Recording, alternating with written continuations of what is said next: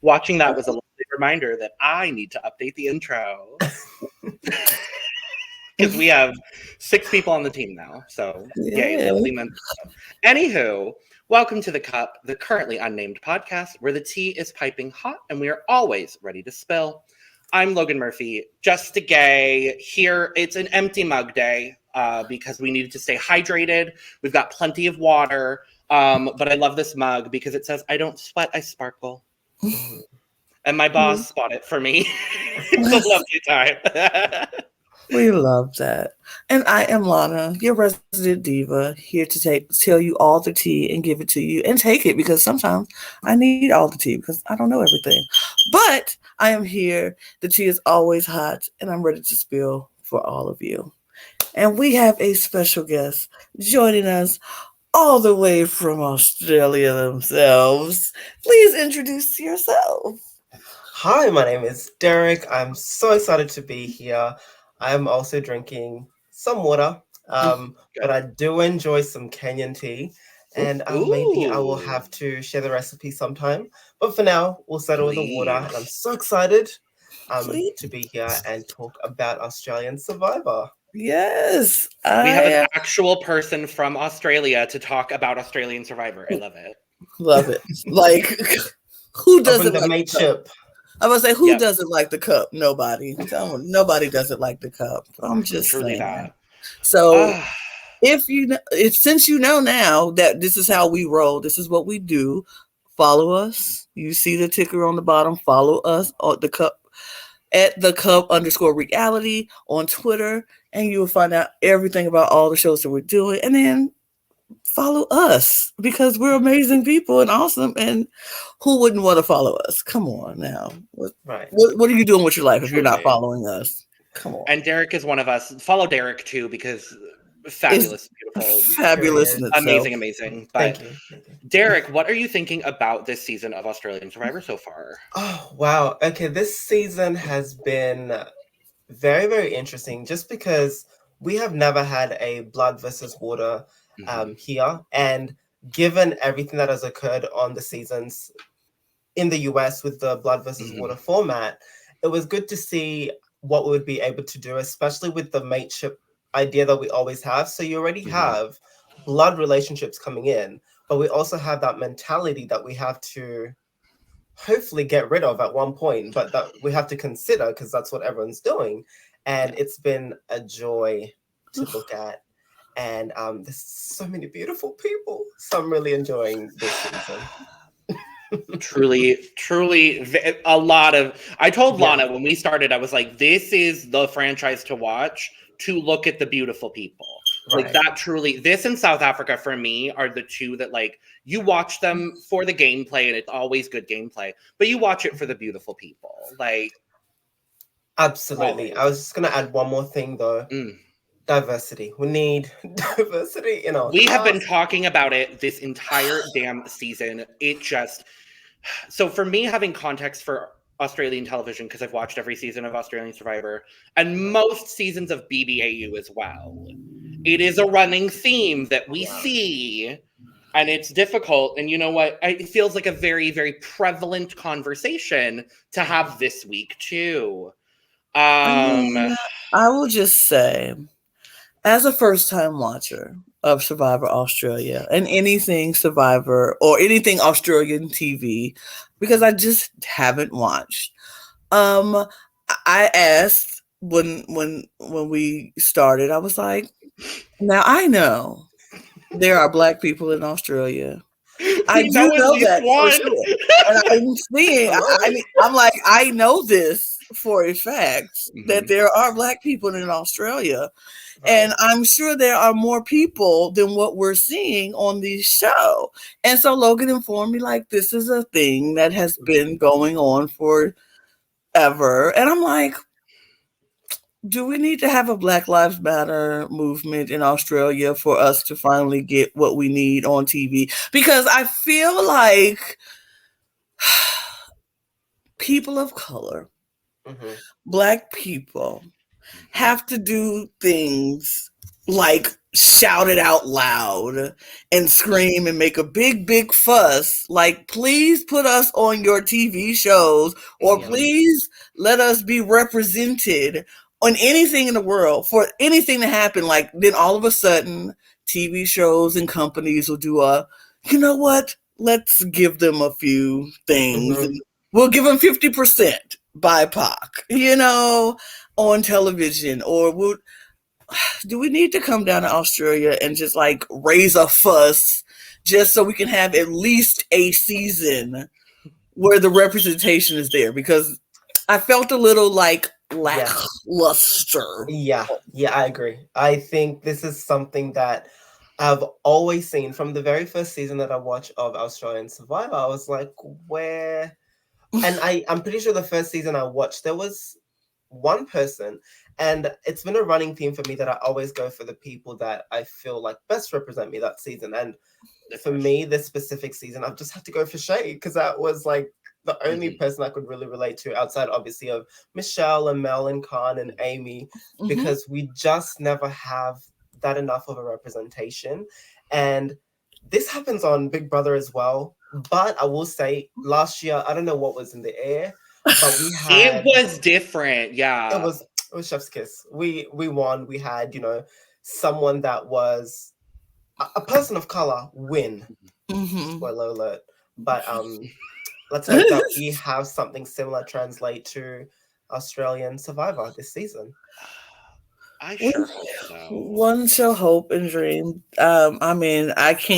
I personally can't be as outraged like I feel about American Big Brother and how they were in Survivor, because I haven't watched multiple seasons. This is my first season, so to be like coming in on the first season, I watched, like, I'm outraged. Where is the people? When I don't know context that it probably could have been, but now I know that no, because it has not been. I was even thinking of how many people of color had made the finale of Australian Survivor, and I believe it's one, and they won, if I remember correctly. I don't want to spoil anything, because I hope Lana goes back and watches it, because I love Australian Survivor. It is my third favorite of the overall franchises, but I do always enjoy Australian Survivor for what it is, because it really feels like such a different experience. Than the American Survivor that I grew up watching. And I will also bring in the South African Survivor that I just adore, and that is the best Survivor for me personally, is just the way South Africa has been able to play it has just been. And then there's like New Zealand, which like there's someone we know, but like who cares about that one? No, we love Survivor New Zealand. It's actually a really good 2 seasons. But it feels like a lovely time to have you as well, Derrick, because we are at Merge. And the pre-merge, I will say, was one of the more enjoyable pre-merges that I remember from Australian Survivor. I don't remember a whole lot from pre-merges of past, which it might be recency bias. I don't know if you agree or disagree, but I feel like it was a very entertaining pre-merge in this season. I completely agree. And again, I think it comes down to the blood versus water format and just trying to navigate through because I feel like this season we had a lot of huge personalities. And one of the main issues that we normally have is the editing. And this is something that's still there. Yep. But even the people that were heavily edited ended up leaving pre-merge. So we felt like we knew a lot more about them. And I think that's why it was a lot more entertaining, because we were so invested in their stories. And I can't believe I forgot Nina and Sandra, who I was rooting for. But even them, they had such incredible storylines. And obviously it was cut short Yeah. But I'm just happy that the next season of Australian Survivor, I hope will have at least one person of color guaranteed. Yeah. So 1+1 this time, please. Please. Yeah. I was very much like I enjoyed like getting to know people. I like how Survivor Australia does their, rolling out who you getting to know all the players and the contestants or whatever, and like throughout the entire show maybe we'll pop in the backstory of somebody else. So I felt like I got to know pretty much everybody in the game, because usually in Survivor, like in the US version, people who go out early, you don't remember who they are because they never talk about them. You don't remember their story. Like, I'll just take for instance last season. The only person from pre-merge that I remember was JD. What about Jeannie? Who is that? Fabulous, beautiful lesbian woman of color. Who is that? Like I said, she was the last person to be voted out of that godforsaken Uwa tribe. I know who Jeannie is. I'm just being facetious, but I'm just saying. What about Sarah? I don't know why. No, honestly, I don't even remember. That's second boot. Abraham, that's his name, first boot. Sarah, second Abraham boot. was the black man, right? Yes, ma'am. And then Sarah was the white girl that got voted out literally 10 minutes later. I don't remember her, but I remember. And then that's what I'm saying.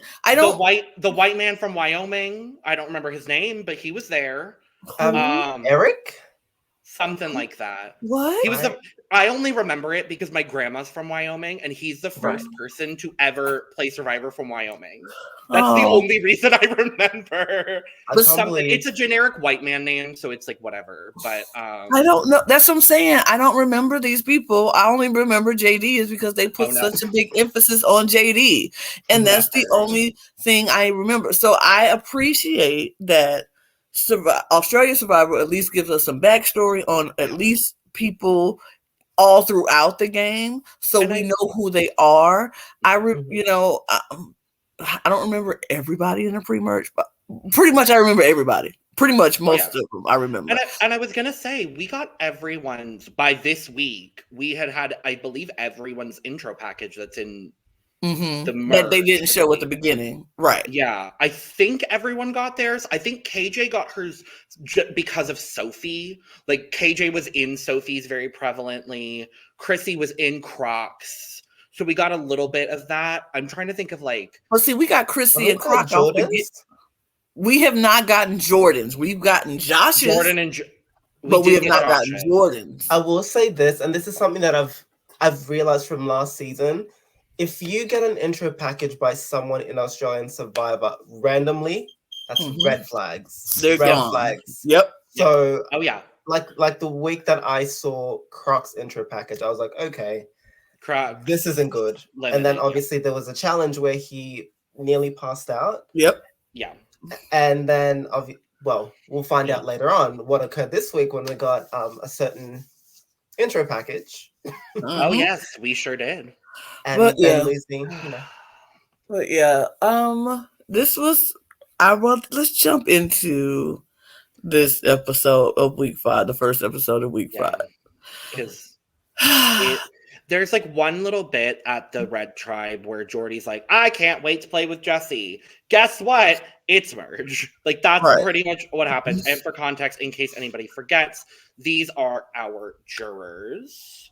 Jesse and Jordy, Mark and Stam, Josh and Jordan, Mel and Michelle, plus we don't call him Juicy Dave here, by the way, Derek. We do not. We call him Dave. I refuse. I don't understand the nickname and I don't like it. So we call him Dave. I don't know if you have any context on that. Mm-hmm. Do you have context on that? Because I haven't. What is the context on that? So very early on, the week that he had to play the idol, he brought all these different information that people were not aware of. So they just said that he has a lot of juicy secrets. And then someone decided to say that is Juicy Dave. And then JLP caught on. Yes. So now I know him as Juicy Dave. Yes. Okay. I don't dislike it now that I have the context. I don't love it. Yeah, I still don't like it. So Dave. He's still Dave. I would not call him. I am not calling a grown man Juicy Dave. I'm just not going to do that. Right. Yeah. So Dave, Con, KJ, Shay, and Chrissy. So those are our merge people. We get a lot of now. Lana, we were wrong last week. Do you remember when we were wrong? Because we thought the merge buffs were black. And they are not. They did the best thing possible, and they are purple. I'm here for purple. Because red plus blue equals purple. And I was like, thank you, Survivor. I'm always here for purple. Y'all know I love me some purple. And so I was very happy with the purple buffs. If you couldn't tell by our video currently where everything is purple. I love me some purple. Same. I should have worn purple or something. I should have worn purple. I know. I should have put on my purple. The red looks great though, so it's all good. But it's just like, I was like I was hoping like they would give us some kind of like they didn't give it away last in the previews that it was merge time. Like, thanks for just spoiling that it's merge time. But okay, great. It's merge. Everyone's happy. It's great. And well, I was gonna say it typically with Australian Survivor, merge is typically week 5. Like, as far as the viewing schedule is concerned, like they normally do 4 weeks for pre-merge and then merge starts at 5. So like I would have assumed had they not said anything, but I understand your point with that, Lana, about like not getting the spoiler. I wish they wouldn't have spoiled it in the previews. But sure. I think so they go ahead. I'm sorry. No, I was just gonna say I feel like we have a tendency as well with all our previews, there's always going to be something that's revealed. Like the week that Nina left. Yes! Literally revealed. We were told what's happening. And also in one of the first trailers, they showed Khan wearing a buff that was not red or blue. Oh, so, I didn't catch that. I was just sitting there every time I'm hearing Khan is going home, I'm like, okay, well, obviously not. Obviously not. That was something else that I just found very interesting, and that Australian Survivor has just done for me to make me go, I would never expect. Like I never expect this to happen on American Survivor. When Khan first got his idol, and everybody was like, I've never seen anybody go throughout a game as long as Khan has gone with an idol publicly known to everybody, and nobody is going after it. Like literally, he had this idol for days in this game, and it's publicly known. Like it's not a secret. And I'm like, in American Survivor, the second that is publicly known is getting flushed. That same tribal. And like there is no way that nobody's gonna be like, oh, we know Khan has the idol, but nah. Right? It's like I was blown away. I was blown away from that. I was like, wow. I think that's a testament also to his relationships, because the only person I can think of in American Survivor would have to be Xander, but in his case, about to bring up that exact situation. Yes. Yeah, no one really cared for him, and I was so confused every single week. I was like, how are they letting him go with his idol? Yes. And Khan, knowing the relationships that he had, he's good at challenges. We saw from the very beginning, very, very start, he was always pulling the win for the tribe. And so when he's in merge with an idol in his pocket, he's already showing that he's been a dominant force pre-merge. We've seen how incredible his sister was as well. You'd think they would want to flush it. But then when they're thinking about doing it, they tell him, hey, we're going to flush your idol. Like, make that make sense. Make that make sense, please. Please make it make sense. That part. I was going to say the only person other than Nina and Sandra that I would have liked to see in the merge, honestly, is Amy. Because I think Amy was playing such a good game and just made one tiny lapse of error. Tiny. That was huge. That was like a big wallop of an error. Like, girl, what you going to get? Oh, yeah, I mean, yeah, but the moves people make in these games. I'm like, are you kidding me? Like, that seems to always happen though in like Australian Survivor. I feel like, because I think of last season, and I think of, this won't give away like when she goes, but I think of Kez as like a very similar sort of like, not archetype, but sort of like position in the game. If you've watched Brains versus Brawn, then I think it makes a little sense. A very similar position and then one thing, kind of. Yeah. Without giving too much away, because I don't want to spoil anything, but great season as well. Truly, Brains versus Brawn is a great season. And I was gonna say, on the topic of like the bromance of it all, now that we have all the bros together, they're broing out, doing all the bro things. Isn't Australian Survivor a majority female winner percentage? Yeah, it's 4-3, I believe. Yeah, which love. Absolutely, and I think we don't see that on American Survivor. No, we don't. Oh no. So that is one thing that I want to continue on this season, and that's why I'm hoping we have another female winner, because I would like to keep it in that. I mean, okay, but I do have a question now, because a comment was made in the last episode by Mark, who made the comment that this bro alliance is a rarity in Australia. Like, they don't usually have a male-driven alliance in Australia. And I'm like, on Survivor, and I'm like, because it may be that. Oh, sorry. I was gonna say, it may be because they don't make it as far. Like, I would say they are very male driven. I don't know if Derrick would agree, but most seasons are very male driven.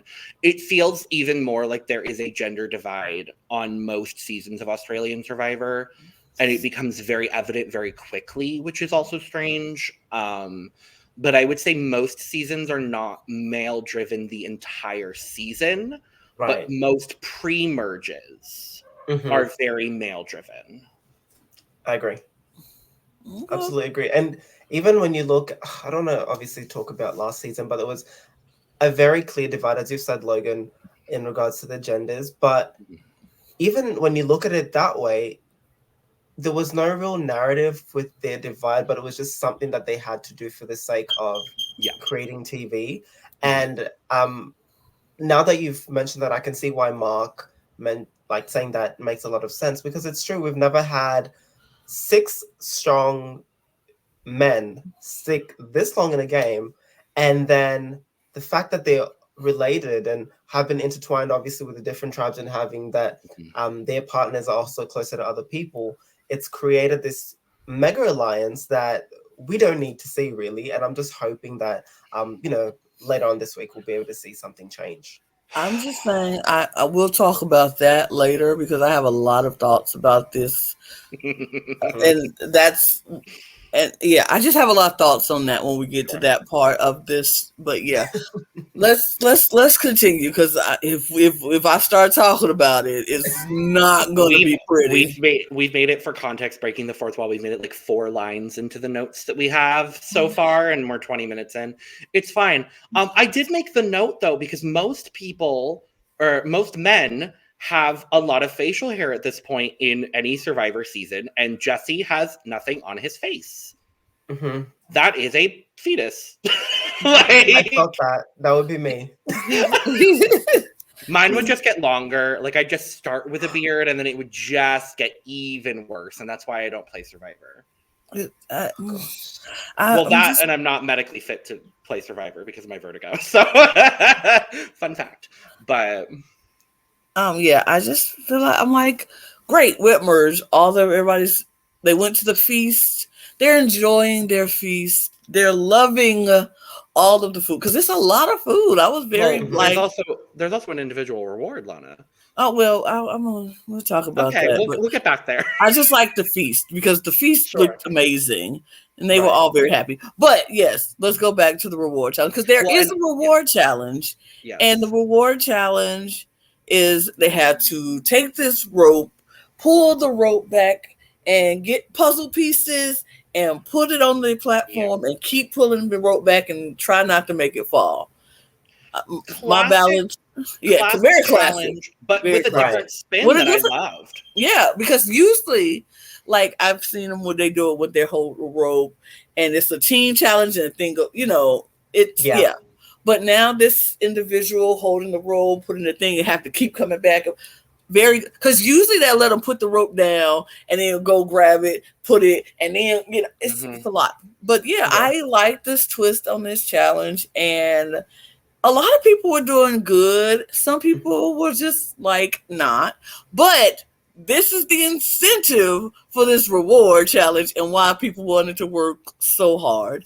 So they were going to get $5,000 a month for 12 months, which up to $60,000. Yeah. $60,000. I'm like, baby, I would hope this girl could run and do everything too for $60,000. And they was working. They wanted that $60,000. Comments throughout. There was like, Jordy was like, this is more money than me and Jesse have made in a year. $60,000 was so much. That's where I felt the gravity of the situation, because I was like, oh my God, like that's wild. Like, especially in the times that we're still in and at the times that they were in at the point that they were filming this, like wild. Yes, like $60,000. He's like, we didn't make that in a year. And so this is very much something that they wanted. A lot of people were just like making little comments about what that money would do. Like $60,000 is a lot of money. And if I was out there, I would have been trying to bust my butt to make that $60,000 too. Because like $5,000 a month, not like you get the whole $60,000 at a time. $5,000 a month. That is an income. That is an income. That is something you like can guarantee you're going to get every month for a whole year, along with whatever you're doing on, in your regular life. That can put you at so much ease every month. And so I was like, that's a dream. And they were working. And even when you break it down, that's around 12% of how much they win if they make it to the end of Survivor. Yes. So the person that goes for, because I feel like a few people might have thrown this competition for the simple fact, obviously, that it puts a huge target on your back. Sure. And if you're in a good position, of course you wouldn't want to do that. But that's guaranteed money. Like on top of what they've already been paid to be on the show. Right. On top of, we know there's a jury stipend for making it to jury. On top of whatever else they're gonna make, however far they get in the game. So it's like incredible. It was like when he said it, I was like, that's something that's the best reward I've seen on any Survivor I've watched. Like $60,000 in a challenge. That's They must have gotten a good check. I don't know. Somebody was a fan of the show. Maybe it's who Sia. Worked at the plate. Like, I was gonna say Sia, even though we don't really like her anymore. But I was like, someone like Sia was it Kylie Minogue? Right. I would love it to be Kylie Minogue. I mean, that was just incredible, and we saw him like going for it. Everybody was going for it, and it was fun to watch. It was fun to watch. Yeah. It was a good challenge, but the winner of the challenge was Khan. He came out victorious, winning $60,000, and Khan was very excited, and he should be. He should be. He was like second or third for the bulk of the challenge, and then Mark had really taken the lead, which obviously, like, of course Mark and Sam are going to go for it because they have a child. So and of course Chrissy was going. Chrissy, I have to say, I have not been horribly impressed with the way Chrissy has performed in challenges, but Miss Chrissy came to play today, and I was a big fan of it. Mel too. Mel was in it. Shay was in it. We got to see Josh on screen, and Josh was in it. I was like, we love under editing the Macho Men. We'll talk about Josh's edit because I had. It was a lot, but it was so good, and I was like I was happy for whoever was going to win because I just wanted to see the excitement because just the realization that you just won $60,000 is like wow, crazy, that's wild. But obviously, we know with the American Survivor and the car curse, this was the next thing for me. I was like, okay, the person that potentially gets this, ain't no way. I think if some other people had gotten it, it may not have been as big of a target. But because Khan got it, it's just. I mean, huge target. Khan got $60,000. Khan got an idol in his pocket. Khan can win competitions. We've seen him win competitions. He was on MasterChef. He was on MasterChef. Khan is a threat, and his name means king because Mark keeps telling us how much Khan's name means king. I'm so sick of. I'm very sick. I was very sick of this is what annoys me. People on this show, they find one thing about somebody or a joke or whatever, and they run it to the ground. Jonathan included. I am Jonathan, especially. What are you talking about? I'm sick of the Big Boys Club. I'm sick of. Did you know that this is blood versus water? Did we know that this is blood versus water?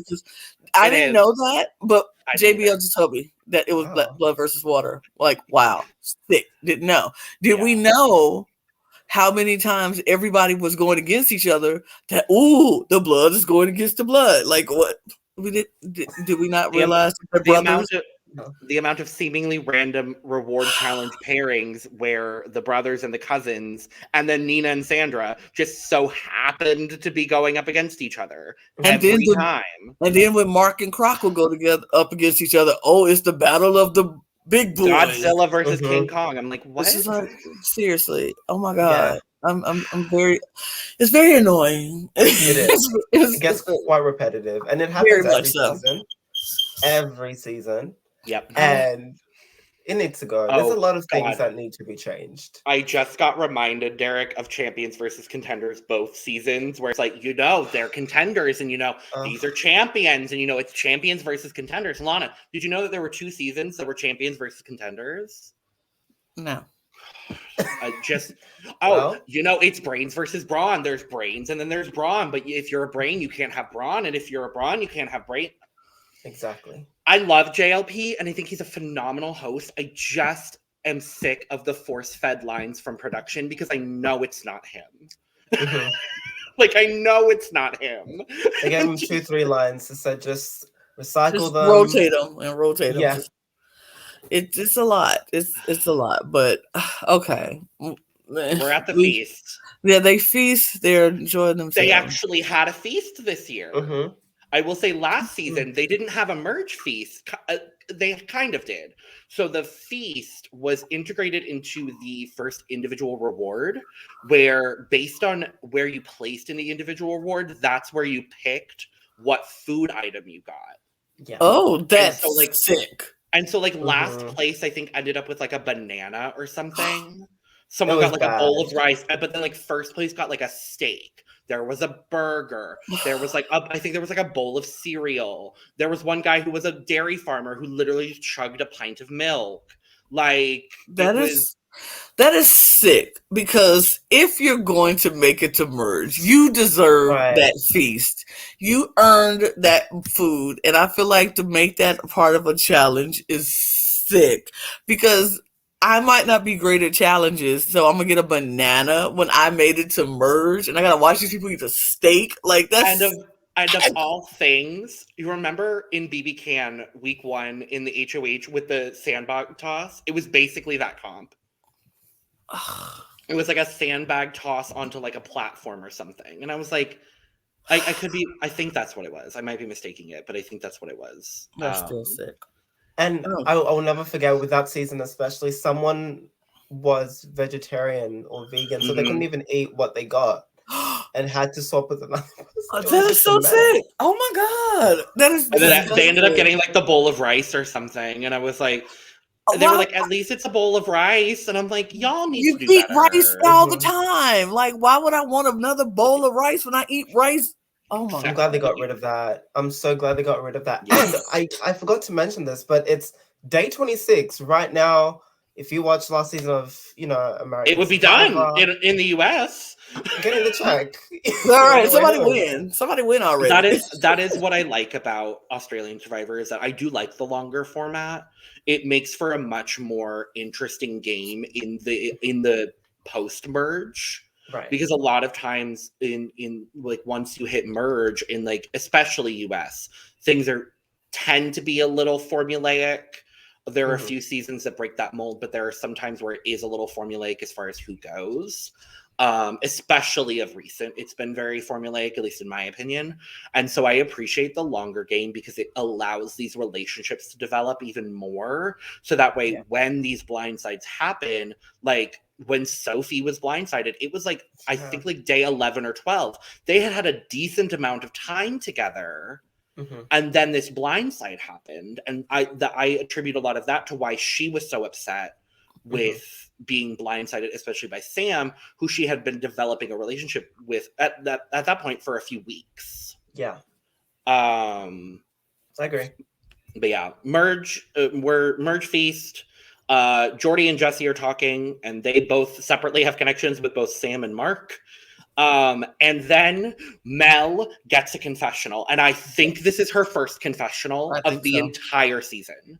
And I was like, Mel is on our screen. Thank you, Jesus. And then the Mel and Michelle joint intro package, where I am now finally able to distinguish them because they mentioned the vampire tooth. And I said, now I know who's who.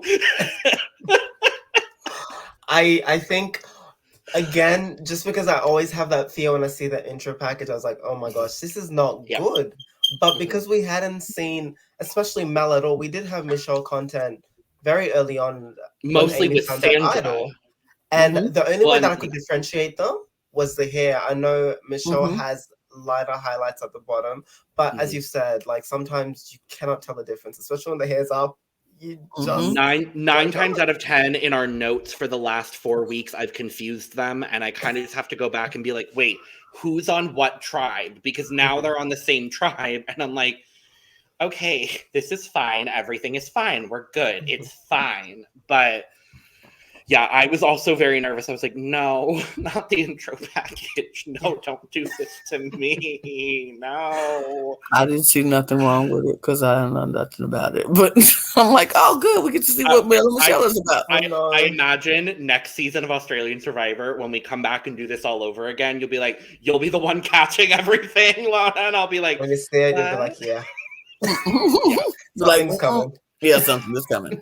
Because I don't trust them anymore. I don't trust production anymore. Nope. They have made me feel very silly this season. Like I'm getting gooped and gagged at every turn. And so now I'm on to you, Survivor Australia. I'm on to you. So you will not gag me. Good. Well, we also see another duo talking, and this time it's Mark and Sam. Obviously, they're getting back together. They did what they wanted to do and make it to merge together. They talk about how they have good, Sam has good connections with Con. They both individually have good connections with both Jordy and Jesse. And then Sam finds out about Mark's idol from Jordy, of all people. Bestie. Like, so messy. Like, seriously. I felt bad for Jordy because I know he just assumed.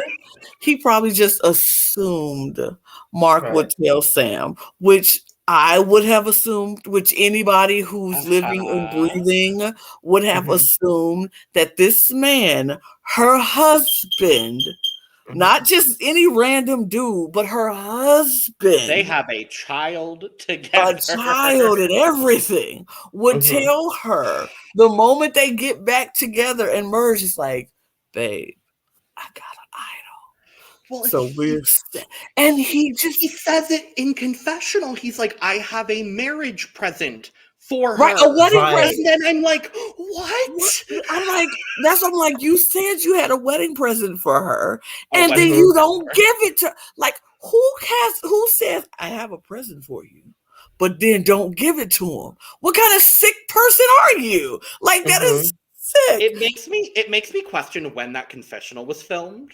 Mm-hmm. Because I'm like, Yeah. was it filmed after the fact? And he did not know what was going to be shown. And so he was like, maybe I'm going to try to backstep so that the audience doesn't know. But I think he was wearing the blue buff. I think he was wearing the blue. He? I was he even in blue?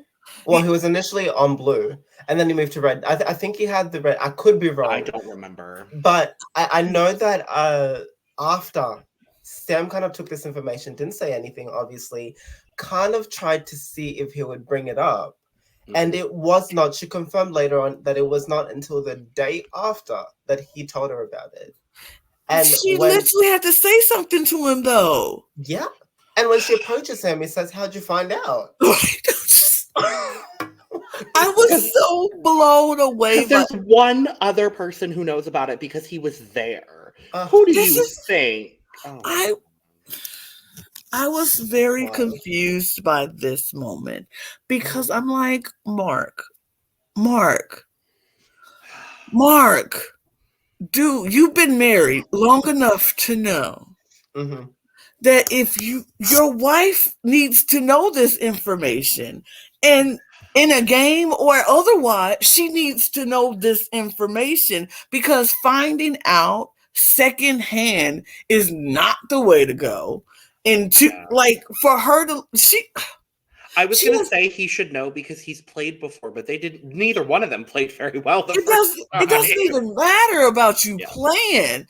The fact of the matter is you're married to this woman and you're playing this game together, and you have the most important piece, a huge deal in this game in your possession that not can only help you, but help her in the process. And you don't say anything to her. You don't got to tell the rest of the tribe, but you got to tell your wife. I agree. Because that's like in real life or in game, that trust has to be there. Yep. And as we see, they are already like not agreeing on targets. They're not agreeing on where they want to go. They're not agreeing on who they want to align with, because the trust is just not. Both of them are very triggered by their last seasons of Survivor. They're very triggered, and they've said things throughout this entire season about not wanting to be looked at as the power couple, because that's what got them out the last season. They didn't want to be looked at as a certain way because that's what got them out. I don't want to do this because that's what got me out. So they're very triggered, and they're very timid in their playing, because they don't want to go back to what got them out the first time. But in doing that, you're creating distrust between each other, and it's not going to work. Like, either y'all go play together or you not. And they need to make that choice now. Like, either we're playing together and we're going to have the same targets and we're going to work together throughout this entire thing, or we are not. And we can just, whoever made the best person win at this point. And it's okay. You can still survive your marriage and be happy as a couple, but just be like, we're just going to be on opposite sides this time. There's no love lost. I still love you. We go home and we go laugh about all of it, but we just ain't gonna work together. And I think, honestly, given everything that we've seen from them pre-merge, they were doing very, very well. And even separately, obviously, Mark deciding to go to the opposite team that Sam was in, he was able to form all these genuine relationships. So coming into merge, they've done so well separately, but it seems like their games just don't mesh well together. And the fact of the matter is, Jesse is going to find out from Geordie about the idols. So why not tell your wife as well? Because it would be worse if Jesse then goes to Sam and says, hey, I've heard from Geordie about Mark's idol. So he could have avoided this whole thing by just telling us straight up. I know the fact that it took him 2 days to even bring it up is the issue. If he said it that he was planning to tell her when they got back to camp, that would make sense. I get it. That wasn't the first thing you had in your mind. Completely fine. But 2 days to mention an idol? Boy. Because if it was me and my husband did that to me, see, okay. I hate to bring culture up into this, but I'm about to bring some culture up into this. Sam has done this, and Sam played it like she played it because that's how good white women would do it. But if you would have done that to a sister in a game, and I am your wife, and you don't tell me about an idol for 2 days, and then I have to hear from somebody. I'm voting you out. Baby, you will be on eggshells because I will not be like, you know what, we're not playing together. And he'd be like, what? No, I will vote you out, and I would not care. And you can be mad about it when we get home, but we'll discuss it later. But you obviously don't want to play with me. Because if you wanted to play with me, you would have told me that vital information. So, but that little domestic dispute that Oh God, we'll talk about that later. God. Okay, that was so okay. So, but that little domestic dispute that they had would have been so much worse if that was a sister. Like it would not have even been like, I don't want. No. Everybody on that camp would have heard that we were arguing. We was upset. Everyone in Australia would have heard. They would have heard me going off because I'm like, do you not trust me? Do you not trust me? 2 days? When you think about it, even Sophie was angrier at Sam for voting for her than Sam was with Mark. Like, They must have done a lot of work before coming to this game. My moment of the season still is Sophie walking up to Jordan at that joint reward and being like, how dare you? How dare you try to salvage your own game?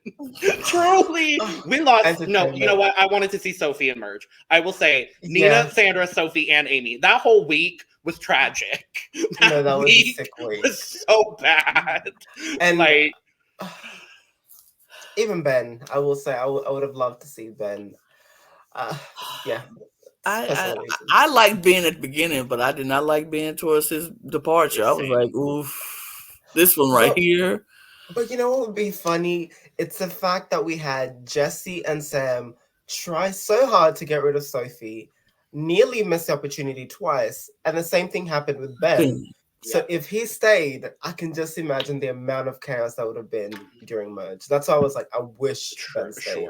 I wish that is the one wish I have for Ben to stay, is because Mel staying didn't really do anything to cause any kind of anything, but Ben staying, getting back together with Shay, turning Shay, like Shay is a machine. My love for Shay has blossomed. You're there, and I'm happy to hear it. Because at first I'm like, Shay, I don't know about Shay. She ain't playing so smart sometimes. Like at the beginning with Brianna and stuff, I'm like, I don't know how she go do this. But my love for Shay is like effervescently growing, and I am so rooting for Shay because I feel like they are coming for Shay for no reason at all besides the fact that she is doing great in this game. And I'm just like, we'll talk about Shay later on in this because we sure will. Because I have some feelings for Shay that I'm like, I didn't think I was gonna have at the beginning of the season. But so Mark, Sam, their dispute, whatever. Then they're in the forest talking and going back and forth and arguing a little bit about their targets and not agreeing on what they wanted. Mark wants Khan. Mark wants Khan gone. Sam is like, Khan is loyal to me. There's no reason for me to get rid of Khan. That makes no sense. And Mark is like, he has an idol in his pocket. He wins competitions. Do you really think you sitting next to Khan in the end you're going to win? It makes no sense. Now, I see both sides of the argument here. Yeah. Honestly, both sides are making sense because in Mark's case, he's right. Sam sitting next to Khan does not.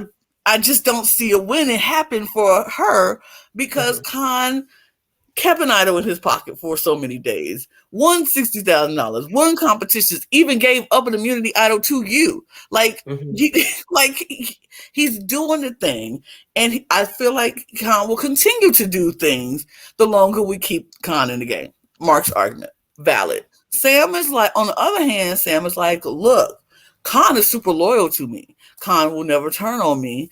And if he's such a danger, wouldn't it be good to have the dangerous player working with us instead of against us?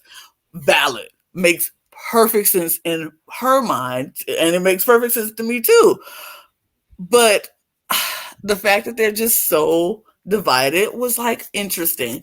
But what got me in the midst of them discussing if Khan should go or stay, who walks up but Khan?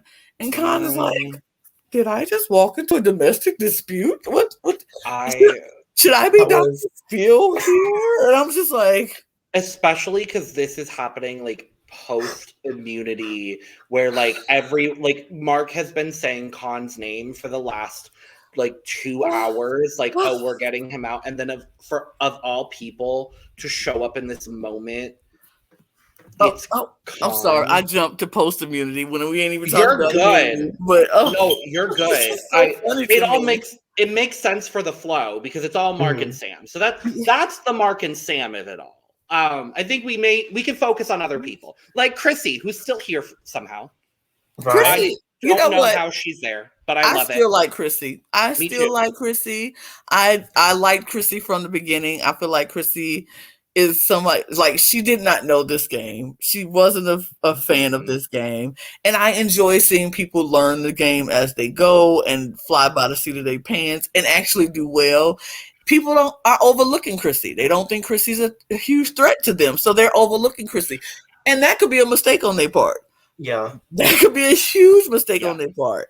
Because the more you're in a situation, the better you become at that situation. And I can see Chrissy, as we see, she's adapting to this situation. And now her performances are getting better and better. Each challenge. No one's looking at her. And nobody's looking. But she's getting better and better and better. And I feel like they leave Chrissy in this game long enough and they let her get to the end. Chrissy gonna start winning. Chrissy and KJ. And KJ. And I'm like, how are we not? They not watching? I will also say Chrissy gives me very Cara from Brains versus Brawn energy. But like what Cara wanted to be. Yes. She wasn't a great player, for context, Lana. Not a great player. Didn't know the game, not a great player. But it gives me very that energy. It's like that trope of like the typically white woman across Survivor that goes in not really knowing the game, but makes it to the end somehow. A la a little bit of like Michelle from Survivor US. Like that's the kind of like trope a little bit. But yeah, I think if they leave Chrissy and KJ in this game for too long, they're going to find the ammunition they need to make a big move and flip everything on its head. If they stop being so freaking scared, but that's later on for what we can talk about. Absolutely agree. I think it's only a matter of time because it's gotten to the point now where we have these 3 couples that are completely running the show, but you also have a couple that obviously is being targeted for whatever reason in their respective, groups beforehand. And if they're able to join forces with all the people that are by themselves, then they could do something. They could. And better start now. And back just a minute to the conversation that we were having in regards to Mark and Sam.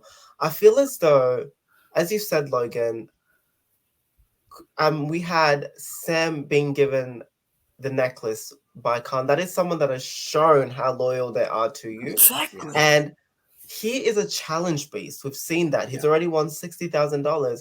So keeping him around, that's someone that everyone is going to be going for. Because at this point, everyone has received votes. We haven't seen Mark or Sam receive a single vote. And the only other people that haven't received votes are people like Shay and I think Geordie. So I'm going to look it up really quick because I am actually kind of curious. I think Shay had got votes before beforehand. So I'll send you. There's a like a format thing that was posted, and the only people at this point by episode 11 that had voted correctly were only Shay and Geordie. Those are the last two people to have 100% voting record. But I feel that at this point, Sam and Mark throwing their votes was very smart, especially very early on, because we didn't know who necessarily had the idols. So I wouldn't even count them off. And I feel like Khan is in a position now where he knows that Sam trusts him. And in Mark's defense, I get why he wants Khan gone, because Khan seems like the kind of person that is very sneaky, but will do it in a way that they're not expecting it. And so good for him for actually noticing that. Yeah. At that point, by the end of this week that we're talking about, I believe the only two people that had not received votes are Sam and Mark. Yeah. And they even pointed out at one point in one of these two episodes, I don't remember which one, but they point that out as well. Like, did you receive any votes? No. Did you receive any votes? No. Like, they had that conversation. So it's very that. We also see Shay come up with the tribe name, being the Lava Tribe, which I thought looks like blood, runs like water. I love it. I loved it. I loved it. I love that. I mean, I enjoyed it, but at the same time, I was like, so does blood. It runs. But, you know, I love the idea that she had behind it. And if you watch Survivor 41, the person that named the tribe, we know what ended up with them. So I'm hoping that Shay will be able to do the same. Because that is my queen. Oh. Yes. Yeah. And speaking of a solid performance from Shay, in my opinion, we get to the immunity challenge, and it is a classic. You got to hold the bar up, or else water is going to get dumped all over yourself. And not much difference from any other iteration that we've seen across all of the franchises of this challenge, but it's always a good challenge. It's always a good first challenge of Merge. We see very early on, prior to the 10-minute mark, we see Chrissy, Michelle, Khan, Geordie, and Mark drop out of this challenge. Now, Mark was a bit of a surprise for me, but this challenge also doesn't particularly favor the big, beefy men. No, because they have to hold the half of their body weight on this thing. So it was 35%, I think, of their body weight. Yeah. So holding that 35% of your body weight plus, is kind of not the best for somebody who's bigger. I'm like, how much would that be for me? I'm like, I don't even know. I don't know. I refuse to look. So no, thank you. Oh, that is a good 75 pounds for me. I would have dropped instantly. Not for me. Nope, not my challenge. Full body endurance, absolutely, but upper body strength, not my specialty. Nope, no thank you. We then see Mel and Josh drop around 15 minutes, and then I forget who she was looking. I believe it was KJ. Yes. Is who she looked at, and Shay makes a mistake and drops. I'm like, no. That was tragic. It was so sick. I was like, Shay, no. Production did it. I mean, because they kept okay. I don't know about nobody else, but it's enough for when the host JPL and whatever, and it's enough of him talking for me. But when you get Geordie and they all start talking to me, I would have been shut up talking to me. I'm not listening. That's so freaking annoying to me. And I get the host trying to fill in the space and they don't want it to be a lot of just dead air and they're talking.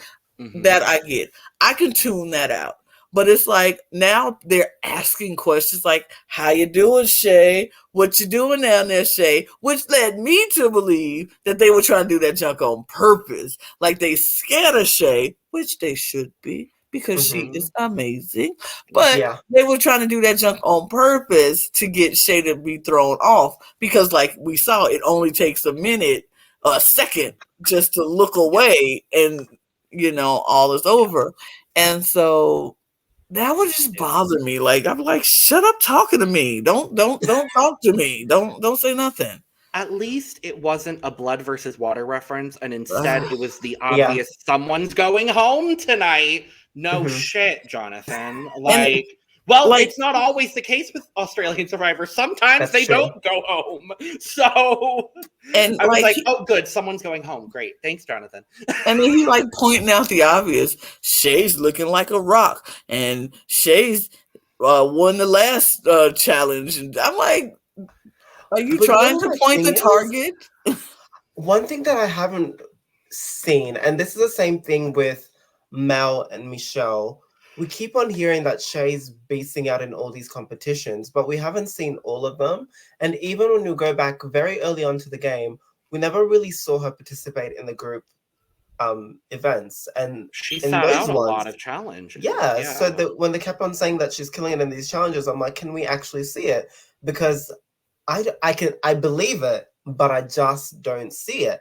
And the same thing with them saying Mel has been very sneaky, not saying a lot, but being able to make these plans back and forth. I'm like, what vote decision has Mel actually been a part of where she was a formative part of the plan? I love Mel. I think Mel is a phenomenal human. And I don't know. Michelle, absolutely. I feel like she was very integral. She was very integral in the Amy vote. She was very integral being Sandra's right hand for the entirety that they were on that first tribe together. Like, Michelle has made a lot of these bigger, under the radar moves. Whereas Mel, I'm like, Mel's just been a constant second name that everybody's thrown out because she's the weakest person on the tribe. And it doesn't make sense. I don't like that is the word that they want to use to describe Mel and Michelle, because I'm like, what have they done? And Con and Amy. And Amy. I wonder if there is a commonality between those four people. I wonder. That's what I'm like, why are they? This is a constant narrative. This is happening. It is a very constant. It's very suspicious. It's like, that's weird. It's very bizarre, if you ask me, because I'm like, everybody else, nobody thinks Jordy is sneaky when he is indeed sneaky. Nobody thinks Josh is sneaky when he is in fact indeed sneaky. Nobody thinks Mark is sneaky when he is in fact indeed sneaky. Nobody thinks Sam is sneaky when she is in fact indeed sneaky. But I wonder what they all have in common. I don't like that. And it's like you say, a running narrative throughout this entire thing. And especially in the next episode, it's just very much, they're sneaky. She's sneaky. She's sneaky. And I'm like, what has she done that was so sneaky? She's just been quiet. Quiet does not mean sneaky. Quiet just means quiet. Well, the difficulty is this is not specific to this season of Australian Survivor. This applies to most seasons of Australian Survivor that have had Asian people competing on the show. So it sucks that we even have to say the seasons that have had Asians. Yes, because not every season has. So, like we said, where there's one person of color who's won Australian Survivor. Derrick, we're going to need you to get on one of these shows. I'm telling you. I don't care which one it is. I just need you on one of them so we have a black person on one of these shows. That's all I need, honestly. Let me go put my campaign out. Right. Let me put the campaign out and start, Derrick for which one do you want to be on? Big Brother or Australia? The fact that they thought it was Oprah coming from that helicopter day one just reminds me how uncultured. And then only half of them were like, Sandra? And then the other half were like, who's that? Why? I was only shown season 5 of Australian Survivor in quarantine. Why? You know who they know? Boston Rob. They'd be like, oh, that's Rob. But anyway, that's Russell Hantz. I hate bringing up his name. Everybody knew who Russell was. Yeah. I wonder why they didn't know. At least Sandra made it further than Russell. That's all I wanted. Mm-hmm. I want to know why they even thought Oprah would be on Survivor Australia. And Oprah, Celebrity Survivor Australia, maybe in a parallel universe, but no, not even in a parallel universe where not even actually had the show. Not even of Oprah. Look, not even in a parallel universe would Oprah be doing Survivor anything. I don't care if it's Celebrity Survivor or Oprah. Omarosa would have been a more understandable. I'm about to say anybody else. Oprah is not doing nobody's reality nothing. Oprah ain't doing Survivor, Celebrity Big Brother, Celebrity Survivor, Celebrity Get Me Out of Here. Oprah ain't got time for that. Could you imagine having to vote out Oprah? Could you imagine? Please. Making Oprah first boo. What? I'm like, given how much money you have, you've been given cars, like, and you hear. Look, if Oprah in the game with me and money is involved, I'm like, Oprah, you gotta go. You don't need this money. You don't even know what you're here for. No. Why, Oprah? Why are you here, girl? Oh my God! When I'm sitting here, I'm struggling every week, and you come. Get out of here, Oprah. Anyway, it's down to Jesse and KJ. We still haven't made it through the immunity. Yeah. We still got to hold this show. Sorry, this is a long one. We needed some positivity before going to the lackluster. Right. Very, very lackluster. Okay, so it's down to KJ and Jesse. And KJ is doing the doggone thing. I was very proud of KJ.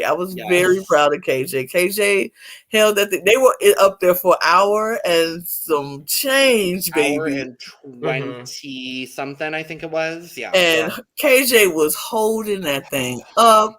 Jesse was holding that thing up. And okay, Jesse is not one of the biggest guys on this show, so it was impressive to see him actually hold it up for that long as well. But like we said, the body weight is what your whole. Jesse's not that big of a dude, so it made sense. I was gonna say because roughly looking, maybe he's like 150, maybe 35% of 150 is 52 and a half. Which someone of Jesse's athletic ability, that's going to be a walk in the park. Like, I mean, so it wasn't like he was going to, but whatever. So it came down to KJ and Jesse, and KJ was doing well, but in the end, Jesse is the winner of immunity. Jesse wins. KJ drops. But beautiful gowns. Right, beautiful gowns. Yeah. Jesse wins. It's great for Jesse. Yeah. I like him more than his brother. That's what I'll say. I mean, but I'm the opposite. Really? I dislike them equally. Sure. If I can be honest. We love all ends of it. Ends up working out. I do, because I find Jordy very sneaky. Don't like him. Just don't care for him. And even though he's playing a game and a decent game, I just don't care for him. And then Jesse, ever since the whole Croc issue, I just for me, Jesse, the way that he has conversations with people, to start off, Jesse and I are the same age. We're 22. So there's no way I'm going to go to someone that's a bit older than me and say, this is how we're planning to vote. And this is how you're going to be voting. Because the way that he approached KJ, and even KJ pointed it out, and I'm pretty sure Croc did the same thing, where he just went there and said, this is what's happening. Get on board. Right. You cannot do that. When you compare that to what Nina did with Mark, episode 1, he could learn a lot. He could definitely learn a lot. Mm-hmm. And I'm hoping something like that doesn't come to bite him in the butt. I'm just saying, if a 22-year-old kid, and I'm going to call him a kid, walked up to me, a 43-year-old woman, and said, hey, this is what we're doing. Like, get on board with it. And I'm be like, who is this little boy talking to? I don't even understand. Like, have some kind of respect, at least. Like, hey, this is what we're gonna do. We want you to be a part. This is what we're thinking. This is what we're thinking about, and we want to be in on it. Tell me what you think. Make me feel included. Don't just be like, this is the plan, jump on board or get left behind. Like, it goes back to the machismo, the bros club, that whole thing that we see, and this is where it kind of gets established as well post immunity. Like we've talked about most of the things other than tribal, but there is the established like it's the 6-person alliance. Well, Mark calls it a 5-person alliance plus Sam. Mm-hmm. That annoyed me. I was like, okay. So it's Mark plus Jordy and Jesse and Josh and Jordan. There's too many J's. I need them all to get voted out because there's too many damn J's. No way. He was like, we have a solid 5 and then Sam. And I'm like, you are not about to tack your wife onto this alliance. Your number one ally should be Sam. Mm-hmm. And the fact that it isn't based on how you're saying it, all I'm going to say, I don't think either one of them is going to make it to the end at this point because of the way Mark has now sort of positioned both of them without Sam really being a part of it. This is Mark. I can agree. Yeah. Mm-hmm. Mark has blinders. He doesn't see past the 5 boys. He feels like he's very connected with those boys when they are like, he feels very comfortable in that alliance. And so he sees nothing past it. He doesn't want to look past that. He's not looking at where Sam is coming from. Like, look, I have connections as well. We need to merge our connections together in order to make. Mark is like, no, because your connections are the people I don't want to work with, and that's it. And the way he was talking to Sam, I was like, dude, you might want to calm this down. But the way she was taking it, I was like, obviously this is how they talk to each other. Okay, I can't depict anybody's relationship, but obviously if you're going to do this now in this game, then you obviously do this at home. Mark runs the house. Got it. He runs the house. He is in charge. She falls in line because that's what she's doing in this game. Mark is telling her what to do, and she's supposed to fall in line. And even with the little pushback, it's still obvious that she's literally just going to fall in line when you have your own opinion on something. And that's what's annoying me about watching Sam play post-merge, because pre-merge I was like, okay, Sam is running this, Sam is doing her thing, Sam is playing this game. Post-merge, this is not the Sam we saw at pre-merge. This Sam is like very stifled, and she's like, I'm being silenced, and Mark is like, I'm not silencing you. I'm like, no, you're being silenced or silent, both. Sam, you're being both. You're being silenced and you're being silent because she has had plenty of opportunities to be not be silenced or not be silent, because she could have been like, this is what I want to do, this is how I'm going to do it, and this is how I'm going to play it. And she could have played opposite of what Mark wanted, and they could have just had to duke it out. But she is choosing to be silenced.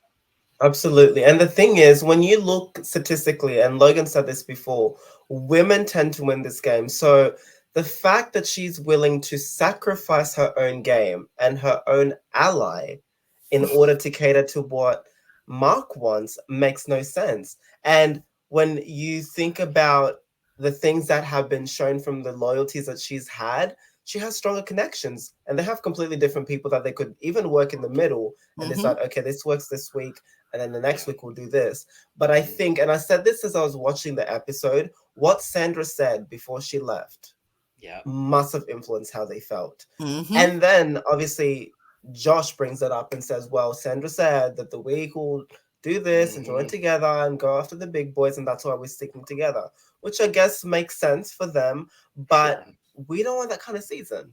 And Sam is in the best position to even work with Mark and go with the underdogs and take this. But will they do it? Will they do it? Because if that is the final 6, if it's the 3 couples with the 5 guys and Sam, we all know who's getting voted out at 6, unless she wins immunity and it's Sam. So, like, I have more on that topic, but we have to get through this tribal because it happens after this tribal in the next episode. Yeah, that's what I want to get. That's what I want to talk about. We're going to once again pause that conversation. We're going to come back to it. Yes, so we pretty much talked about everything. It's the Mark and Sam of it all. Mark wants to target Con. Sam wants to target Shay. This, that, and the third. Sam versus Mark, the domestic, whatever. Boom, boom, boom, shikak, boom. Tribal council. Not a whole lot happens. Not a lot happens at all. Because the only things I wrote down were that Shay says she didn't get to have a lot of conversations with people in the afternoon, which I'm like, Shay, have conversations. It doesn't matter who it is, have conversations. And then it's pretty much dominated, shockingly, by Mark and Sam, where Mark, and I quoted this because it annoyed me. Mark calls his conversations with Sam spirited conversations, and then follows that by saying that the good ideas rise to the top. Now that is the moment where I said, okay, I am off the Mark train. I am on the Sam train. At the end of next episode, I'm not on either train, but we'll get there. But it's like, I don't know what family dynamics are like in Australia. I don't know if this is like a thing that happens with straight married couples in Australia. But like this, all of my red flags, every red flag I own, and every red flag I could think of was just waving the whole time. I'm like, what is happening here? Wild. I agree. I think this was probably the beginning. It seems like the beginning of the end. For me personally, with seeing, especially because I feel like Sam is hindering a lot more of her game than Mark is at this point. Absolutely. And the fact that he doesn't even have her back is just because at the end of the day, they both get the check if one of them wins it. But they're both playing for the sake of duking it out. But none of you are going to win it at this rate. So, especially not Sam at this rate. No. The fact not when you're willing to sacrifice an ally. No. The fact that Mark had the audacity to sit at that tribal council and say, Sam always thinks my ideas are the best anyway. And I was just like, are you kidding me? Are you kidding me? Like, are you finna sit here in front of all these people, in front of Australia and whoever else is watching, and sit here and say that nonsense while we literally just had an argument about what we were trying to do, and you come to tribal council and you try to be cute? But like I said it before, obviously their dynamic is something different than I'm used to, or what I learned, or what I watched growing up in my house. Because if my daddy would have said something like that to my mama, it would have been craziness at that tribal councils. Like some stumps would have been turned over, somebody's torch would have got thrown at their head. Like, we're not finna have you, especially not after we just had an argument, literally just had one about what we're doing, and then you go come here and try to be cute in front of the cameras. Is that what So what I need to happen is I need Lana to get married, and then I need her and her husband to go on Blood versus Water 3. And then I need Lana to vote out her husband. And that's what I need to happen. I'm just saying, I don't understand that dynamic of it all. Because when you're just coming off of an argument and you're trying to create peace, the last thing you want to do is start acting cute in public. Like, who are you doing? who are you acting for right now? Because it's surely not acting for me. Because if you're acting for me, then you will be like, oh no, happy life, happy wife. I'm gonna be quiet. I'm gonna let it alone. And I promise you this: we would not last on that island if he did stuff like Mark is doing right now. We would not be lasting. And it's funny you bring that up because by him saying that she always listens to my plans, he's only making it harder for people to want to keep him around, because now they're like, okay, so you obviously have her in your back pocket, of course, and she's willing to turn on her allies for you, and then you've got this huge boys alliance with you. You gotta go. You gotta go. I hope so. If just for the simple fact that Sam makes it further than Mark this time, because she didn't on season 2. That's all I'm hoping for. I know. It's just annoying. But anyway, so we get to the vote. The vote happens because not a lot happens. Everybody's just talking around each other, and it's more like you said, the Mark and Sam of it all. Not a lot happened in Tribal. Everybody was stating out what their plans were without saying what their plans were. Of course. And so we get to the vote, and they ask, is anybody going to use their idol? Anybody have an idol they want to use?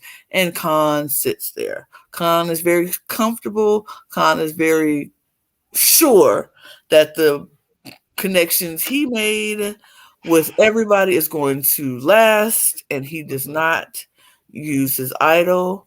And bam, Khan is voted right out of this game. Tragic. I laughed, honestly. Yeah. I honestly cracked up laughing, watching Khan sit there and like, nope, turn his head and everything. Like, I was like, oh.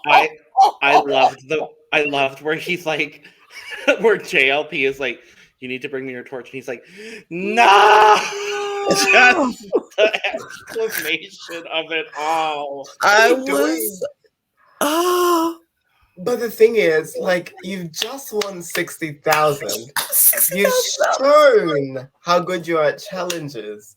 And you're confident enough. And the just thinking back to how he was able to, try to intervene in the relationship and conversation that Mark and obviously Sam were having, did you the fact that they stopped it, because Sam was like, you know what, it doesn't even matter, let's just stop this conversation. Right. That would have been a red flag. I'm like, why are we stopping the conversation when I walk up? Flag? Like, you so ready to play Dr. Phil, you don't even realize that they talking about you. Yeah. Why is Sam mad about this? Who is she close to? Jesse and you. Who is close to Sam that Sam don't want to get rid of? Jesse or me? Yeah. And then they stopped talking about it when he just was so ready to play Dr. Phil and was like, oh my God, did I walk into something? Oh my God, that you missed the entire flag that was thrown at you, and you just moved your head and let it fall to the ground. Projected in front of your face. And you just turned away. Like, it was so weird. At least he made jury. I mean, I'm very happy that Khan made jury, but Khan honestly could have been still there if Khan was not so arrogant and confident and very much like, it's definitely not going to be me. When you have an idol in your pocket, you just won $60,000. Of course, it's going to be you. Not today, Satan. Not today, Satan. It goes even beyond that. Like, for me, if I make merge and I have an idol in my pocket, I don't care what's happening. I don't care if I don't get a single vote. I don't care if anyone, like, if not a single human said my name in this situation. I'm playing my idol because I don't want to be the merge boot. Like, I don't care. I don't want to be the merge boot. Like, I just don't want to do it. And it's, at least we're going to get some lovely fashions from Khan in the jury. We'll talk about the blue pantsuit of it all. But I will just mention a few things. And I think that's why I wasn't too mad that Shay played the idol a few episodes beforehand. I think it was the wrong timing, but it was good to play before merge hit. And another thing, Khan kind of tried to explain why he never played that idol up to that point during the Juror Villa clips that I watched, and he mentioned that there was a plan and ideas that were circulating about a time where people are going to throw votes on him, or people are going to vote for him, and it would play that idol to then blindside one of the big six. So I'm assuming someone must have said something to Mark, and that's why maybe he was pushing Sam against that, or maybe that's why Sam decided to turn against that. But there was ideas that were already circulating, and that's why he was saving it to blindside one of them. Yeah. So in Mark's defense, that was a good game move. It was a good game. For, I mean, Sam, it was a good game move at 100% for Mark. It was definitely a good game move for Mark, but for Sam, not so much, because Khan would have blindly followed Sam, and loyalty was definitely to Sam. And it's like, why would you get rid of somebody who is going to be 100% loyal to you, but you want me to get? No. Sam fought much harder. Should have fought much harder, and like, or at least told Khan, like, play that damn idol. Play that dang old idol right now. Just weird, but yes. So we move on to the next episode, an hour and almost 30 minutes in, but it's fine. It's been a blast, so I love it. I don't care how long it takes. But we go ahead. This is the episode that I feel like is going to be very much longer because we have a lot to talk about. Yep. But we go back into the next episode, and everybody is like, Khan's gone. Great move. We did what we had to do. Yay. Whoop-a-boo. This is where I got mad. I don't know about y'all. This is where I got mad because the only thing we see before the credits roll is Mark and Sam apologizing to each other. And this is the moment where, like, Sam fully is like, that wasn't best for my game because Khan wouldn't have voted me out anytime soon. And Mark is like, I understand that, but, and I'm like, I don't need to listen to anything else you're saying because all you're doing is just invalidating what your wife is telling you, but go on. And he's like, he was a big threat. He was gonna this, whatever. And I'm like, Sam could have very easily swayed Khan away because, like, with Sam in the game and with Khan in the game, Khan knows better than to try to blindside Mark. Exactly. Anytime soon. Anytime soon. Maybe at 876. Maybe at some point then. But in the immediate future, there is not a single chance Khan would have risked threatening that alliance, threatening that relationship that he has with Sam by trying to go behind her back and getting Mark out. And it's like, this is just another example of Mark, I'm going to just blatantly say, not caring about Sam's game and only focusing on his own. And it's just, I hate it. Agreed. I hate it. I hate in this episode really showed how people are not playing their own game. They're just not trying to play their own game. They're playing so scared, and they're playing scared because they're scared of those boys.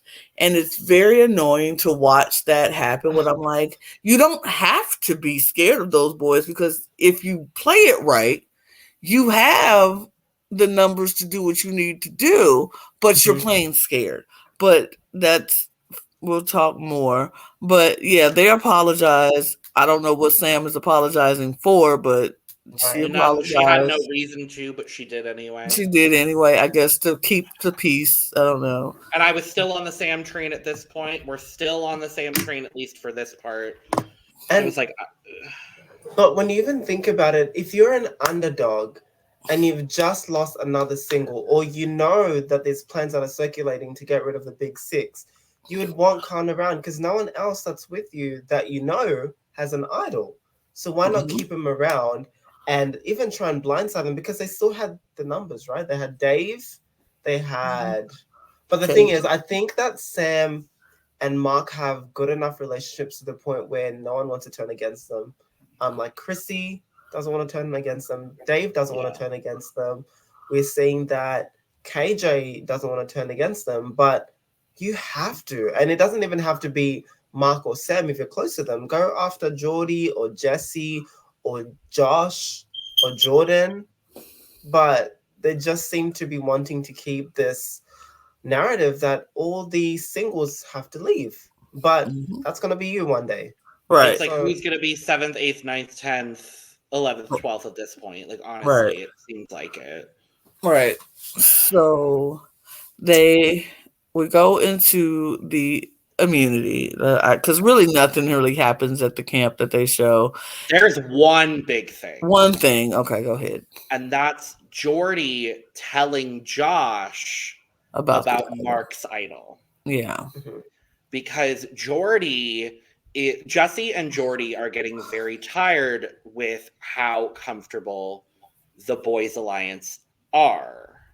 They're kind of like they're like the first rumblings of, okay, maybe we need to do something about this. And so Jordy, with the knowledge that he has, tells Josh about this idol. And also, the through line of this whole episode is that Josh is somehow this strategic mastermind that's making all the moves for the Boys Alliance. And I'm like, the last time I saw Josh for more than 5 seconds on my television was like week 2.5 when y'all featured him and he got his intro package and we're like, oh, good. Okay, so Josh is going to be relevant moving forward, I guess.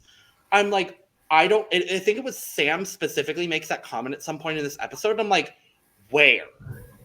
Who, what, where, when, why, how? Like, Yes. But then they started making the edit look like Josh is this master strategic person because like this was the first time this is the second time. I'll say this is the second time that we've seen Josh very vocal about plans, making plans, and moving forward. And what got me and what was interesting to me is when Jordy told Josh about Mark's idol, Josh didn't react the way I thought Josh was going to react about finding out that Mark has the idol. Because Mark, I thought he was going to be like, oh, he hid that from us, blah, blah, blah. No. Josh is like, Jordy is talking too much. Mark has the idol and Jordy is talking too much, which I understand because Mark has the idol. They're in the alliance. He's not going to use the idol right now to the detriment of him. To the alliance. So the fact that Jordy is now telling people, it's like, now if he's telling me, who else is he telling? And if somebody finds out Mark has the idol, they can flush the idol. So now none of us have the protection of somebody in our alliance having the idol. So I get it and I understand it. This is where Josh is starting to look like he's strategically playing this game. And this is why the edit has suddenly shifted to Josh is now a strategic player or mastermind, if you will, in this game. Because he could have been like, oh, Mark has the idol. He couldn't tell us the bros, we supposed to work together, yada, yada, yada. But no, it was like, I'm not mad that he didn't tell us because, number one, you don't tell people you have an idol. That's rule number one. You don't tell everybody that you have the idol. But if the idol is going to be used to protect all of us or could be used to protect us and get somebody out who we don't want to be here, then why are we running around worried about him having this idol? So the fact that Jordy is now putting himself in Josh's mind and putting him up to the forefront as somebody who is going to tell secrets that don't need to be told, I can understand where the mastermind quote comes from, because he's very much strategically thinking about Jordy and seeing Jordy's plan and Jordy's game now. I'm glad you pointed that out, because for me, I was thinking it was more Mark is trying to underplay his involvement and is trying to make someone else kind of take the blame if there's ever a point where people are like, okay, who's running this 6? It's definitely Josh. And I think it was a mixture of that and also the editing. And at the same time, we saw when Amy tried to make this huge move, it backfired. So why does Geordie think I need to start turning? If you're safe at this point, why try to do something too much when you don't even, when the opposite side has enough numbers to turn on you? If it was at final 10 or something, okay. At least there's less people now that can even, it can backfire on you. But he's just so willing. And the same thing with Jesse. They're so willing to make big moves that they're not thinking about the longevity of their time in this game. It seems like Josh really listened. I don't know what nuggets of wisdom other than what we saw that Sandra dropped, but it really feels like people like Josh, people like I maybe Jordan, I don't know. Jordan's just a number that votes every tribal council at this point. Right. But like it feels like people like Josh, people like I would say Michelle as well. I would say Shay, KJ, from their interactions with Sandra have really kind of like picked up on these like little nuggets of wisdom. I think Josh mostly because of the comments she made right before she left. But it seems like some of these people are really like, especially the people that from our perception don't really know the game as well, have really sort of tried to like take the knowledge that they've been given and work it in the best possible way for them. And like, I can't be mad about Josh doing all of this because again, I don't know Josh as a character, so I don't really know whether to root for or against him. I mean, based on the edit at this point, if he wins, I'd be thoroughly shocked because like, there's like 5 people at this point that I think have a shot at winning based solely on the edit. And I might bring that up at the end. Well, I'll bring it up at the end. Because it was 6 and then now it's 5. We'll talk about it. But yes, we do get to that immunity challenge that Lana was talking about. Another variation on something we've seen where you have the bucket with the holes and you got to pour water in. But this time that bucket or the leaky drum, as they kept calling it, is balancing a block that you have to build a puzzle on. And I thought this was a really interesting take on this sort of challenge. I think a lot of people, I'm going to say our queen Shay specifically played this so well by organizing everything. I saw her doing it. Josh did it a little bit. I saw Chrissy doing it as well. And I think Sam and Mark were doing it also. But organizing on the table and not really worrying about the water at first. And then getting everything together and sort of like a very streamlined sort of performance. What I thought was super smart was those who, like, when they did go get the water, poured half of their bucket in the thing and then set it down, start working on the block, and as soon as they felt the table started to go up, they went and poured the rest of it in before they went to get more water because it kept it balanced. You had time to run down there and get that water, come back, pour the half of it in there, and you always had a surplus to put in after just to keep the balance while you're running down there, because those who didn't do that realized when they started running down the water that the table was going to tip over and all their pieces was gone. And so, yes, I love watching people figure out the best way to make it, you know, put the puzzle together, put the water in the thing and keep running back and forth. And I agree, watching them put it together on the table in the order, like, okay, let's place the tool so I know exactly where I need to go. I would have done it as simply as I possibly could, just like stacking the ones on top of each other. Boom, boom, boom, boom, boom, done. Like that's exactly how I would have looked at the challenge. Yeah. But like you said, Josh, Shay, Chrissy, Mel was really doing really well in this challenge. Jordy was like, I don't do puzzles. Jesse was like, I don't know. This is like also the world's easiest puzzle. Like, I'm sorry, but this is a simple, like 20 block puzzle. Yeah. I'm sorry. I'm sorry. I think a lot of it had to be with how you structured it beforehand. And I think that's why I really enjoyed this challenge as opposed to, you know, all the huge men kind of sticking to the final 3-4 in challenges or what they try to assume is going to happen every round. So the fact that we had to, this might sound terrible, but the fact that Brain was involved, a lot of things shifted. And I love the ending of it. I did. Especially, I love the underdog story or the person that is being targeted winning immunity. I love that, the fact that brains was, you needed to use your brain to win this, and Queen Shay used her brain to win this challenge. This is why I fell in love with Shay, and this episode is where Shay grew, like, for me. Shay is the underdog. Everybody wants Shay out, which I just like. It's so annoying. Now everyone does. Last episode they wanted Khan. Now all the boys are Sam wanted Shay. Sam wanted Shay, which I'm just like, Sam, please. Why are you going after Shay?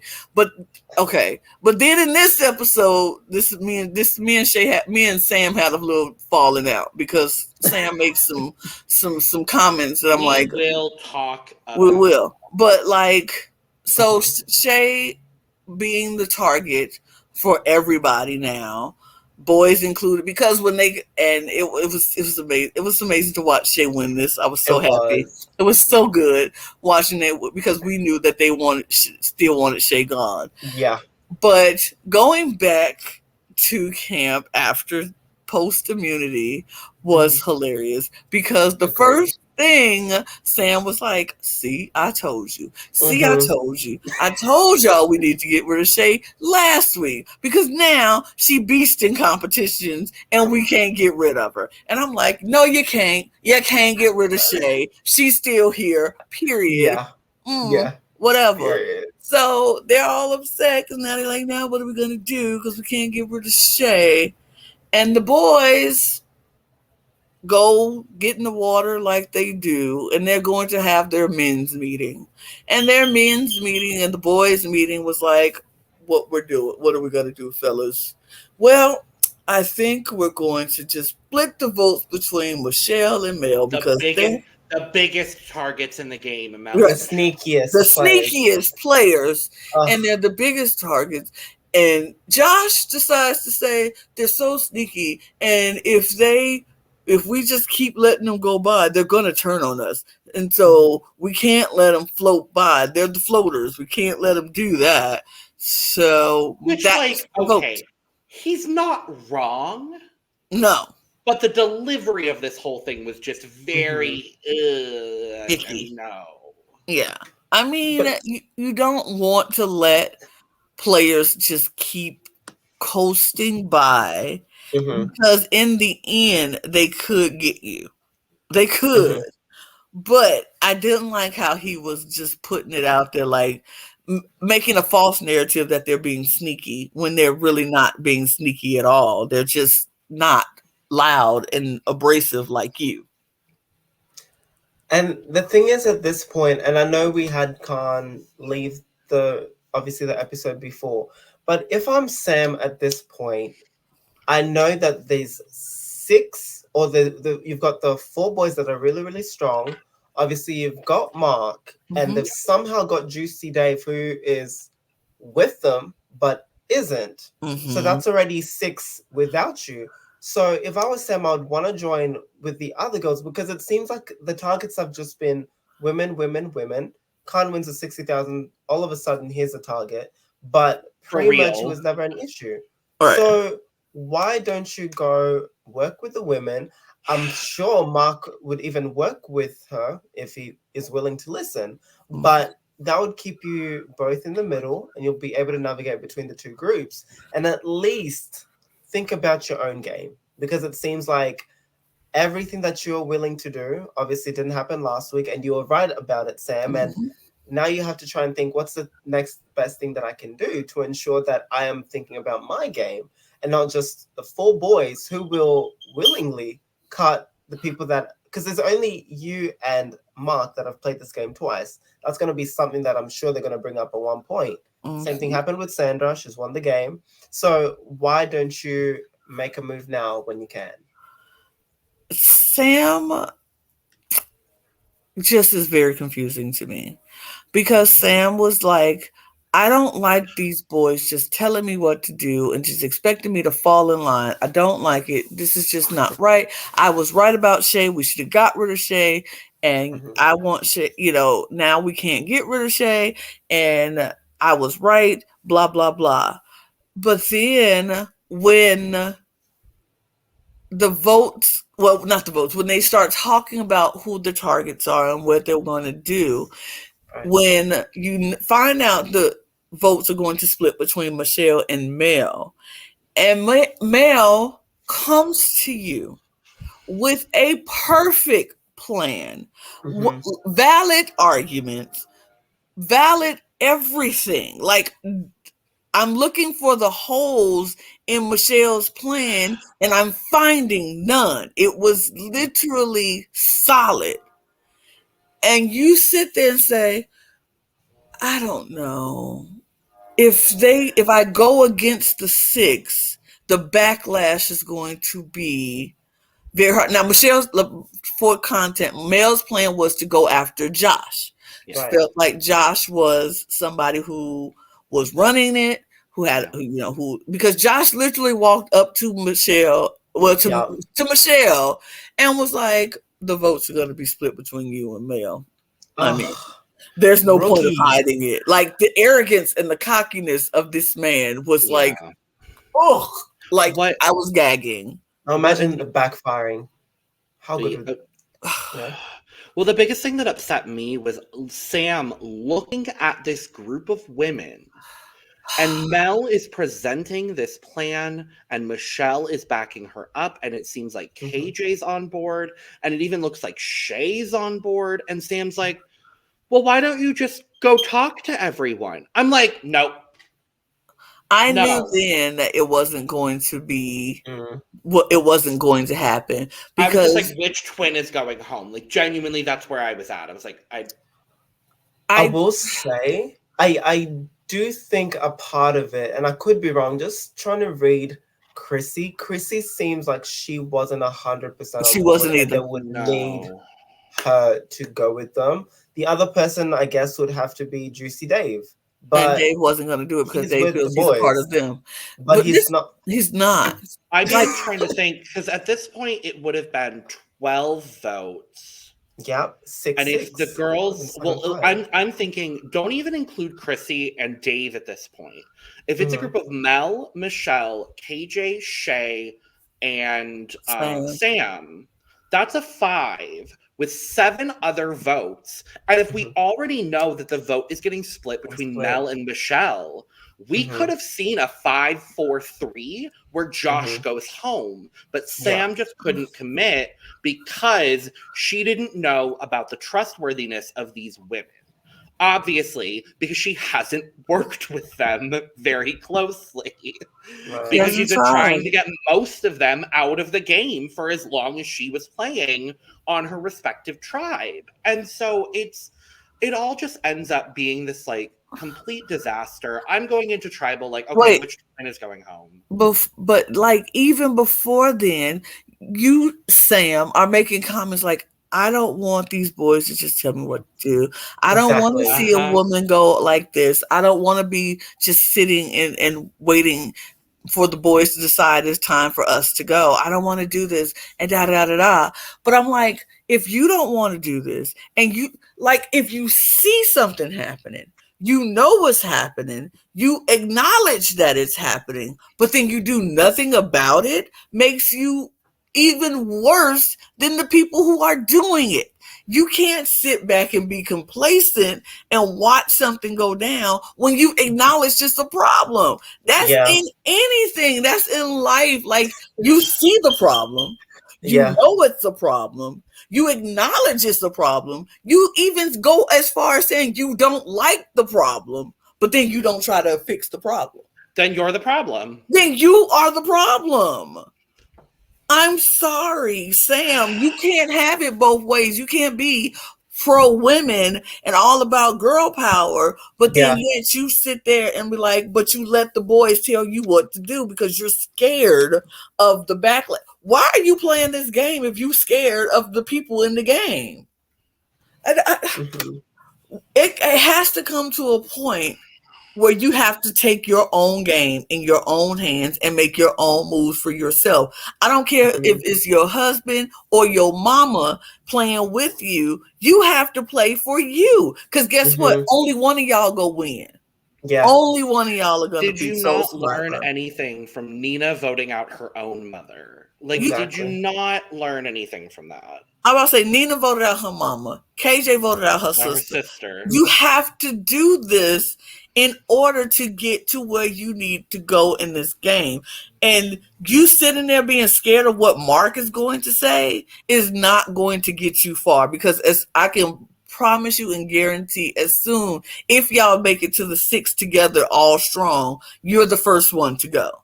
Yeah. And the thing is as well, based on the conversations that we're seeing, it sounds like the boys think that Sam is very uncontrollable. Like, she panics, she does this, she, so if you're aware of that, you want to get rid of them, because I haven't heard it from the girls at all.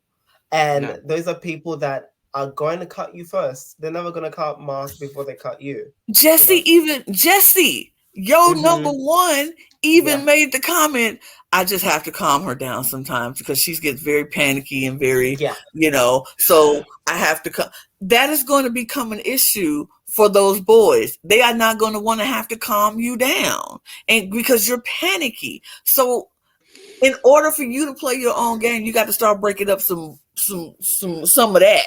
Yeah. Or you go get chopped. It's just the only chance to have a person that isn't one of the big boys winning is if they turn on each other. At this point, that's the only chance any of them have to do anything in this game, because otherwise it's just not going to happen. Yeah. So let's move on to tribal, because not a whole lot happens here either. But no, something happens. Something happens in this tribal, and it's Khan.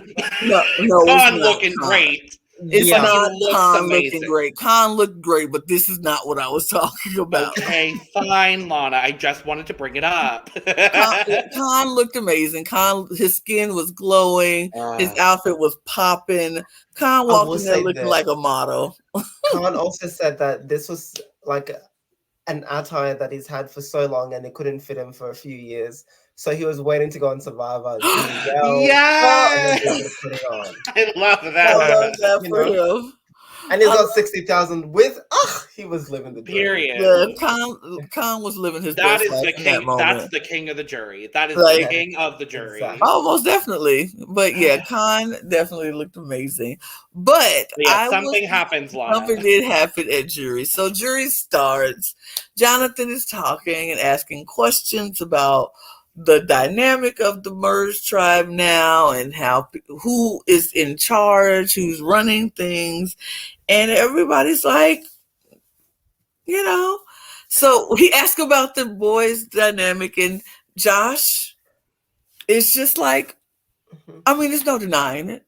We have a very big amount of alliance. There's nothing to deny. We know what it is, and we have the majority, so we pretty much are running things. So I'm like, ew, okay, gross, but whatever. Then you know what he says? Yeah, huh?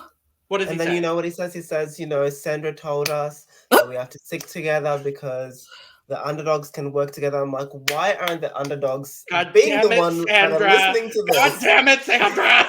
But I'm just like, I just find it funny that nobody else is offended that they're just calling them the underdogs. Like, you're an underdog, you know that, right? And it's like, what if I'm an underdog and you're an underdog and all of us are underdogs? Shouldn't the underdogs do something? Shouldn't we? And Dave sitting there thinking he with him, but they literally are calling you an underdog, but you think you with him. Don't understand. Dave can go. I'm tired of him. Wait, I have a draft pick and he's on it, so I wouldn't like that personally. But game wise, I do agree that he's not also really have Dave. Like, based on who I have left, he's the one I'm willing to sacrifice. I will say that. It's so funny that we talk about drafts. I was the only person in my draft to get all 4 of my people to merge. Yes. I drafted very well without knowing anything about this season because I have Sam and Mark, as well as Dave and Con. So I did very well for myself. I love that. Now that because I had two specific drafts.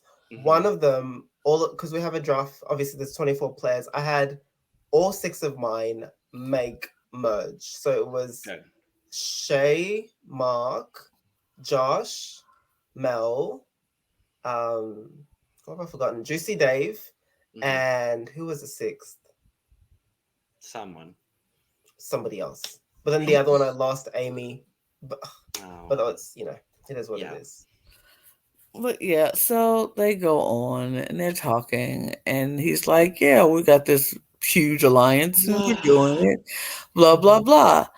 And so then he asked Michelle how she feels. Michelle's like, "Well, I was told by Josh that the votes are going to be split between myself and my sister tonight," and it's public knowledge. And so Jonathan is like, "Oh, is it now? This is what we okay." So I'm like, Jonathan, this is how we feel. Like, this is what we doing. This is the life we live in right now. We just go tell the people it's you and you. So go ahead. Oh, I was gonna say, and then Mel gets asked something about like, well, is there anything you want to? Basically, Jonathan is like, well, is there anything you want to do about that? And Mel speaks up, and she's like, Josh is a threat, guys. Like, I don't know why y'all aren't seeing it. I don't know why the biggest threats currently in this game are myself and my sister. But, like, Josh is over there running a whole majority alliance that he just boasted about. So... I was like, thank you, Mel. Like, somebody needs to just call this man out because, like, he's literally sitting there boasting about how big of this alliance that they got. And so Jonathan's like, so who's running it? They're like, it's more like a committee. I'm like, no, it's not. Isn't that Dave that said that? Dave, who says it's like a committee. Dave. I'm like, Dave, shut up. You don't know. Yeah, you would think it's like a committee because they're not telling you nothing but until the last minute. You don't know because you ain't part of them. So yeah, it's a committee. But we all know it ain't no committee, but you know who running it is not Josh, it's Jordy. But okay, y'all keep thinking it's Josh, but whatever. We'll get to that part later from the previews that I saw. But yeah, so Mel is like trying to like literally put the plan out there, like, y'all, this man is running the show and we're letting him do it.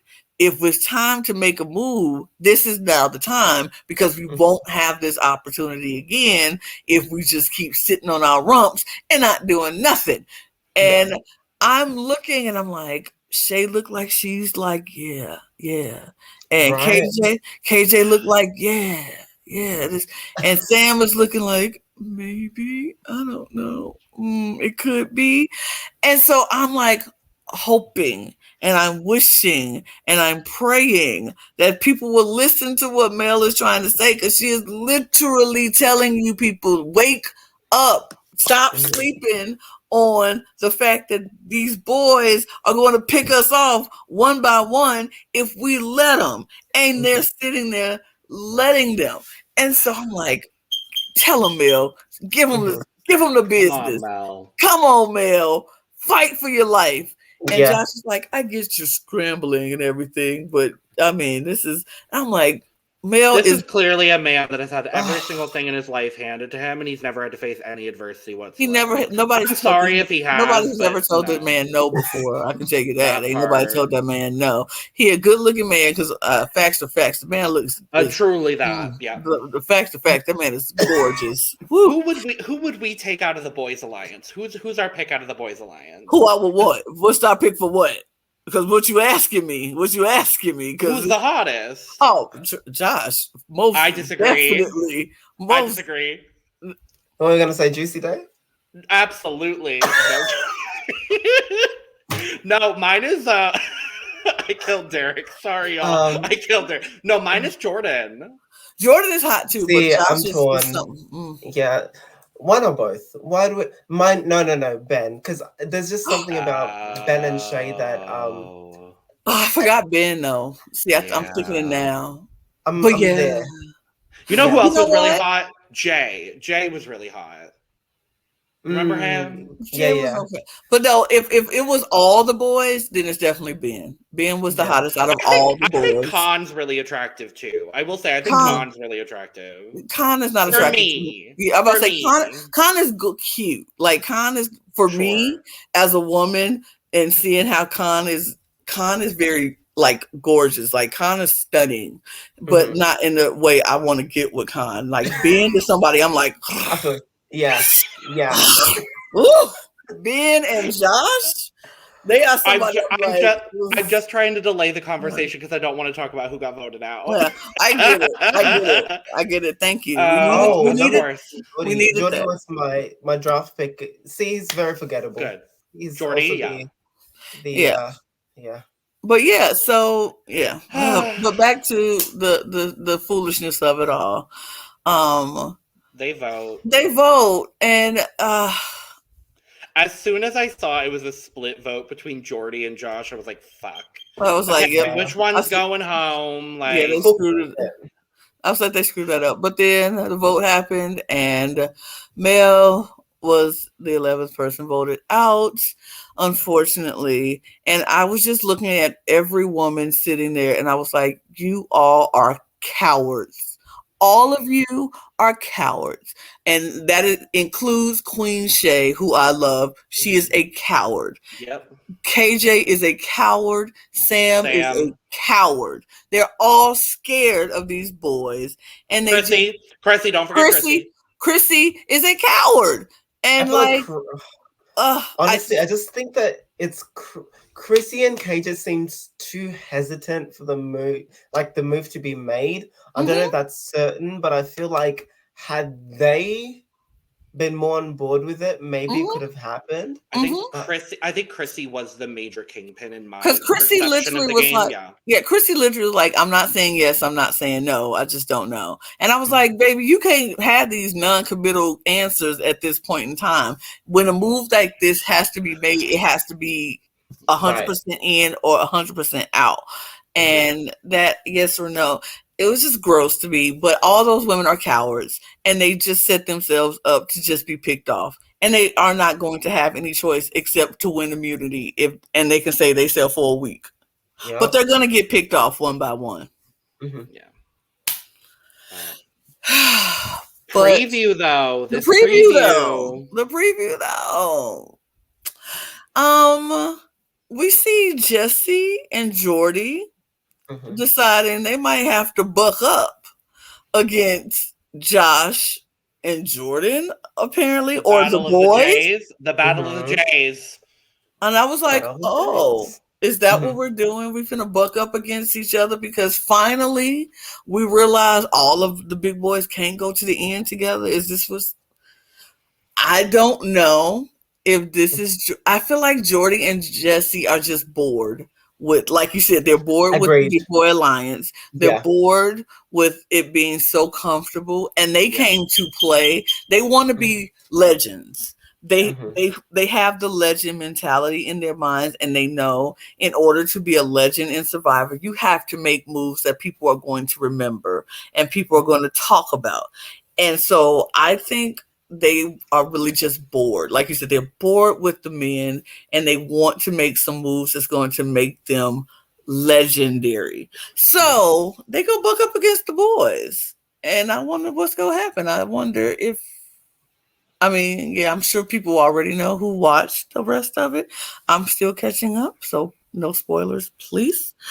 But yeah, I'm excited to see what is going to happen with the battle of the big boys now, for real. Yep.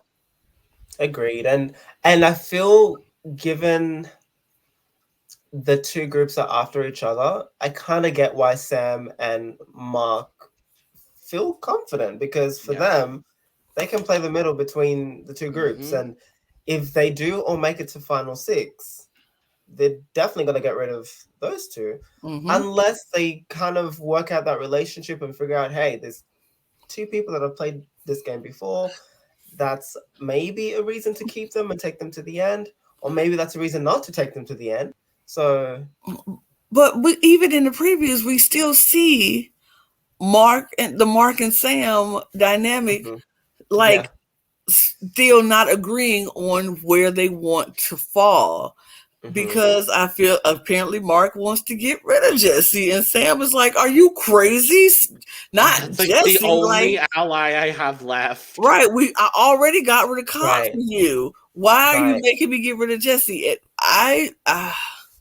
And you know what this reminds me of? And this is why I think that it's the beginning of the end for Sam personally.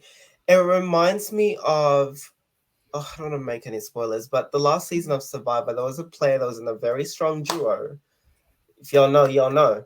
And this player was willing to get rid of their other allies for the sake of their number one, or the person that should have been their number one.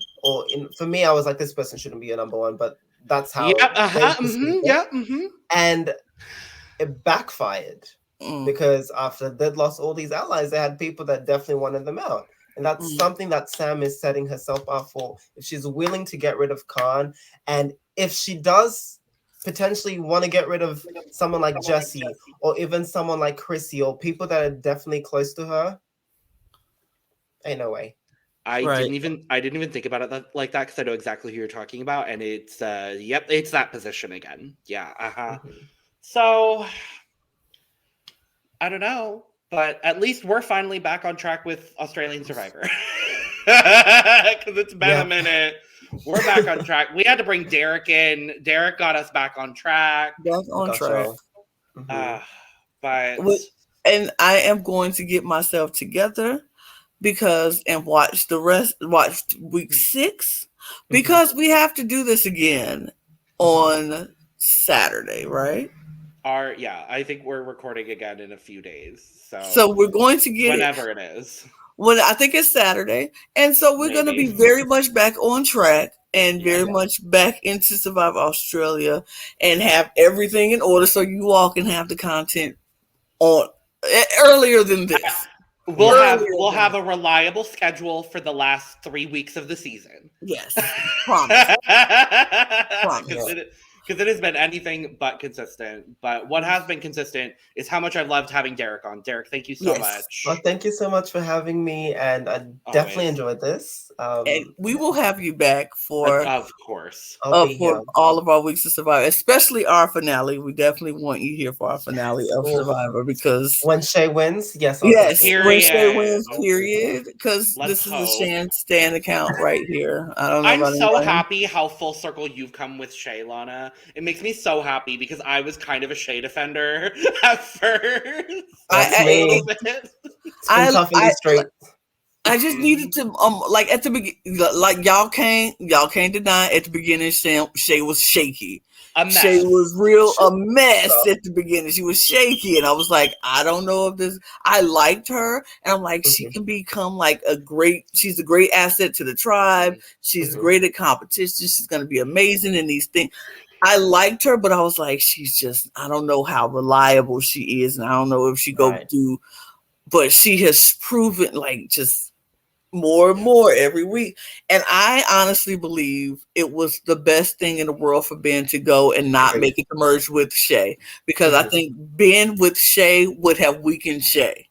Yeah. Shay by herself is a beast.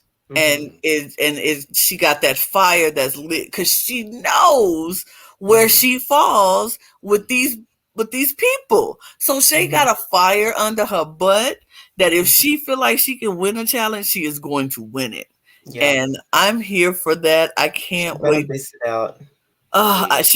that's the thing, and it's sad for that she has to, but she's going to have to beast it out in order to stay in this competition longer. Because I think the minute she doesn't, they're going to go after her. And it's people like Sam who's going to make sure that happens. Well, so we'll see what happens. We've got a lot of great things. Because at this point, we haven't had this big of a jury since we had our first contenders versus champions. And Yeah. for that one, they had to remove a juror. So you just never know what's coming up anyway with the way that because Australian Survivor, one thing it's going to do is give you a lot. twists. Have a different number of jurors and finalists every damn season. Wait. But have a final three. We don't. Wait, that was my favorite quote. Derrick said, one thing Survivor Australia is going to do is a lot. It's just a lot. Very that. I told you something similar to that when we started. I was like, this is a journey. Yeah. I think I said that. I was like, this is a journey, Lana. Just be prepared. Because it's a lot of twists in this game. Very much twists. Especially when I think about last season, I remember when season 41 started, everyone was complaining about the twist. And I'm sitting there, I'm like, You've never watched Australian Survivor. It's every damn moment. I'm like, this season, I will say, the twisting this season has not been as bad as prior seasons, which I appreciate. And I think it's definitely the blood versus water format that kind of adds all these different aspects to it, that even when the twists come up, they have to be maneuvered in a way that caters to your other, loved one. Yep. And so I think that's what's made it a lot better. And I hope if there's any more that are coming up, that they just keep on giving us that kind of level of chaos and energy and excitement, and something shifts, because I'm tired of this strong six. Yeah, I need a shift to happen. I like looking at them, but I don't want them in the game anymore. Yeah. Agreed. But I think that's it for us, right? 2 hours later, I'm not surprised. I'm not surprised, and I'm not even mad at it, honestly. No. I feel like these conversations needed to happen, and I'm excited for what's to come. If we have another 2-hour episode after these, then so be it. I'm ready for it. But thank you, Derrick, for coming again. We appreciate having you. Anytime you're welcome to the Cup, we would love to have that. My team. If you are watching us, subscribe to the channel, subscribe, and follow us on Twitter. If you made it to this point, thank you. If you made it to this point, it's because you're a fan. So I hope you subscribe by now. Period. Yeah. And we love you for it. We love you for it. That, yes. Follow us on Twitter. Follow us on any place you can get your podcasts in order. You follow us there and subscribe and like and hit those dings or whatever buttons you have to hit. We appreciate you very much, and we thank you for watching. And for that, we're going to say goodbye now. Cheers, everybody. Cheers. Well, cheers. We're taking it off screen. We're cheersing. It's fine. Cheers. It's fine. Cheers. Cheers. Yes. Goodbye. Now it's goodbye. Now bye now. Yes. Bye. Bye. Bye.